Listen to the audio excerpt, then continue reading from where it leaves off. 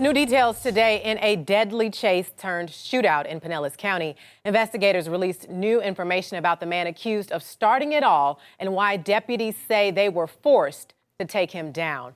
Right now, one of those deputies is in the hospital after being shot.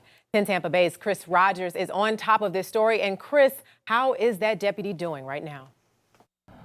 Josh Emerald, Sheriff Bob Gualtieri says that deputy, who we now know is 40-year-old K-9 Corporal Matthew Aitken, is recovering. He is in stable condition and continues to improve at this hour after being shot 3 times by 23-year-old Zion Bostick, a man police say has an extensive history with law enforcement. Chief Anthony Holloway today calling the shooting an ambush. The deceased was waiting for them. He picked a place and a time where he was going to try to kill these 2 deputies. Just before 7 p.m. Sunday night, a witness reported Bostick trying to break into several cars on 60th Avenue. When Corporal Aitken and Sergeant Jake Viano responded, he ran. The K-9 and the handler gave pursuit along with the sergeant following the suspect. That's when the 23-year-old started shooting at Aitken, hitting him 3 times. When he turned the gun and shot at Sergeant Viano, Viano fired back. The outcome, in my mind, unquestionably would have been different if Sergeant Viano hadn't been there.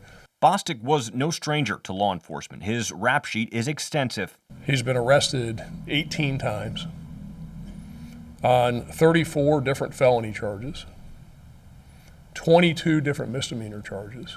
He had recently been due in court, had warrants out for his arrest, and was facing a minimum of 5 years in prison.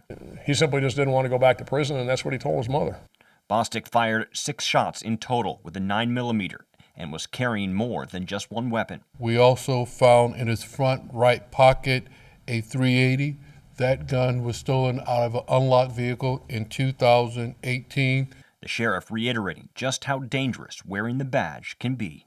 People need to see what bad guys like this do to good cops who are just doing their job. The St. Petersburg Police Department has now taken the lead on this investigation, and Sergeant Viano is on administrative leave, as is standard protocol. The sheriff today saying he's just grateful this didn't turn out so much worse. Reporting in St. Petersburg, Chris Rogers, 10 Tampa Bay. And as Chris mentioned, St. Pete police have now taken over this investigation as part of a county-wide task force that requires a separate agency to investigate use of deadly force.